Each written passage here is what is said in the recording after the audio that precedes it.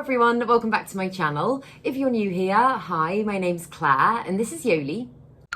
I make videos all about houseplant care, sharing tips and tricks I've learned over the years to help keep your plants happy and healthy. And in today's video, I'm going to be giving you a 5-month update on the plants that I imported from Greenspaces ID. I was going to do all of my imports as a full video, but I decided in the end, wow, why am I struggling to speak so much?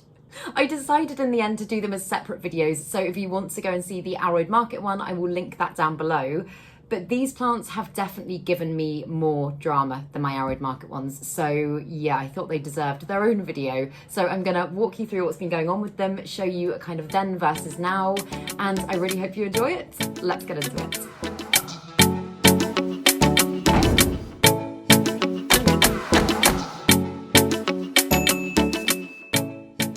So I did a week's acclimation update in the unboxing video. I did kind of 2 halves to that video. So if you watch the full thing, you'll know that the Alocasia dragon scale sadly didn't make it. It rotted within the first few days and I was really sad about that. I have since bought myself one, so I've still got one in my collection, but that was very sad.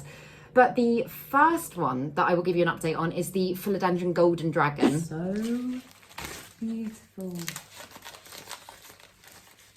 Oh, look at that. So where to begin with this plant? So it probably doesn't look that much different than it did 5 months ago because I have chopped it and propagated it quite a few times. I've sent out quite a few cuttings of it because I don't know. So I was amazed by this plant when I first got it and I don't really know what it is.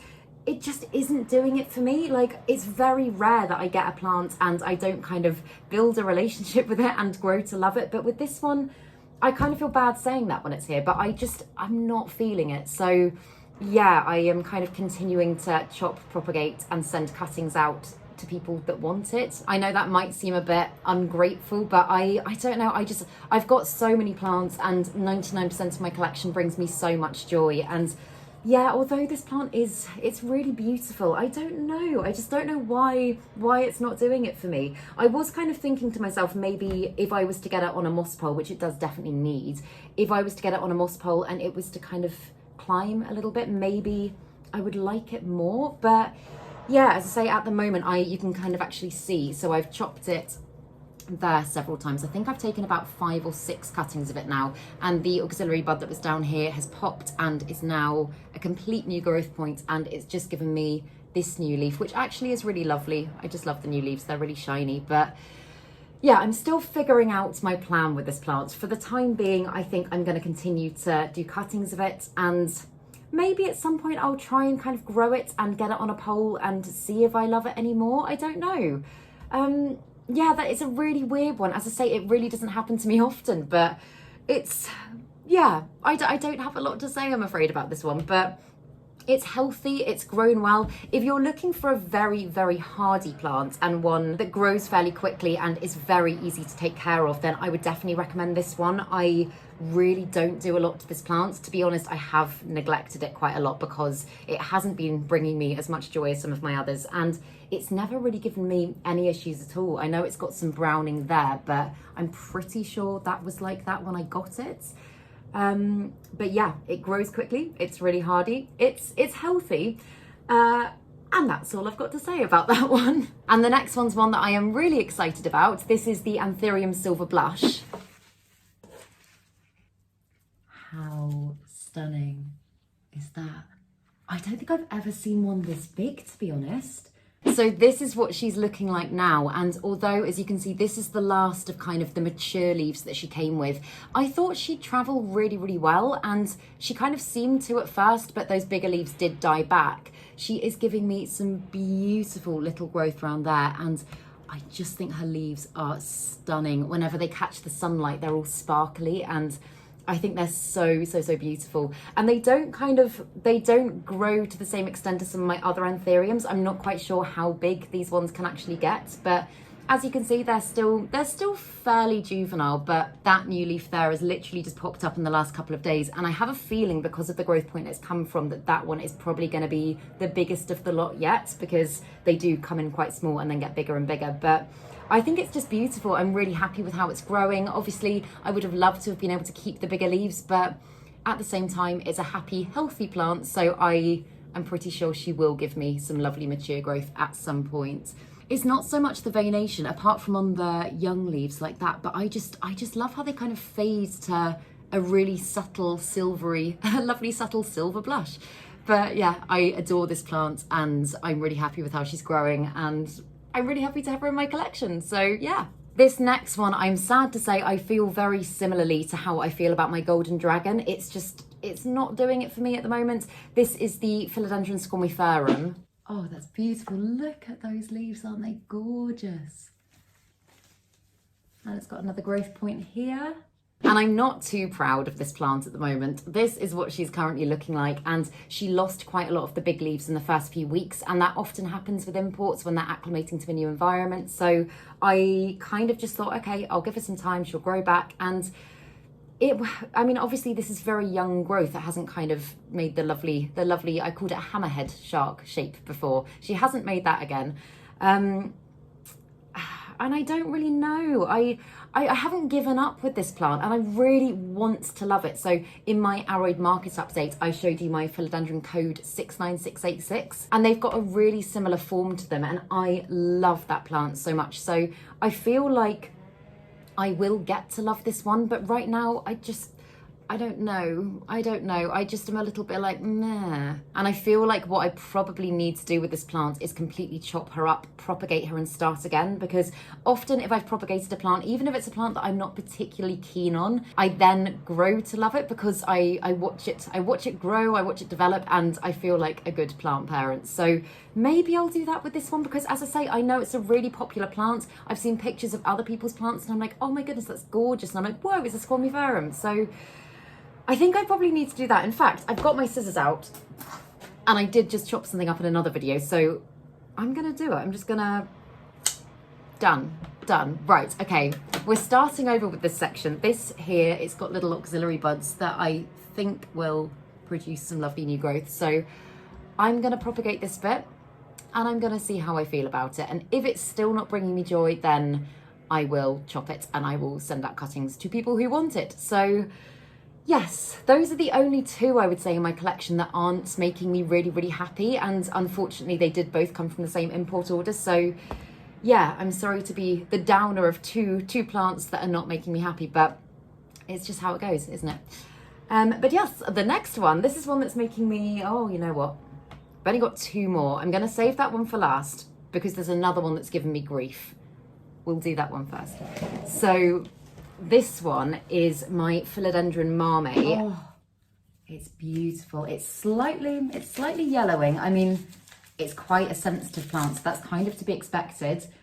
There we go. Look at those beautiful, beautiful markings on the leaves. As you can see, she's grown a lot since I've had her, and I have actually chopped and propagated this plant as well, and the propagation took really nicely. But, so... she's given me quite a lot of issues. She had spider mites, I think about a month after I first got her, and I treated her about 5 times for spider mites, finally got them gone, and then discovered that she was next to another plant with spider mites about 3 weeks ago. So I've treated her again. And as you can see, I mean, that kind of yellowing around the edges is just classic from spider mites because they nibble away at the leaves and you often notice kind of yellowing around the outside first. And although she is pest free now, she's not looking as happy as she could be. And I've actually put her in pure pon, which for me is quite a big thing to do because I struggle with pure pon a lot. I know loads of people absolutely love it, and I've had success with pure pon in the past. I have used it in my potting mixes for ages and I love using it as a mixer, but pure pon is still something that I'm trying to train myself to like a little bit more. So I have got her in, can't really see, but it's an ice cream tub that I've got her in, and then her little reservoir of water just sits. Oh, can you see? No, you can't see. There's a reservoir of water in there and that just sits at the bottom and it keeps her hydrated and keeps her happy. And this is one, because she's in pure pon, I'm not worried about at all when I go away next week. I know she'll be absolutely fine. But yeah, I really hope this one bounces back because I do love this plant, but it's just one that has given me quite a lot of grief. But as you can see, if you look at the ends there, she's actually kind of split into 2 plants. So at some point, if I wanted to, I could absolutely divide them and I could try again with a different plant. But this is a very sad updates video, isn't it? Go watch my Aroid Market one. There's lots of happy updates in there. But this one, these are actually some plants that I really have struggled with and have just given me quite a bit of grief. But this is one I'm definitely not giving up on. I do love it. I do think it's beautiful, and I'm hoping as time goes on and she continues to stay pest free, then she will be happy. I want her to give me some lovely big mature growth. But yeah, so that is that one. And the last one is one that, again, hasn't been without her issues and little dramas, but this is my Philodendron gloriosum. Oh, wow, wow, wow.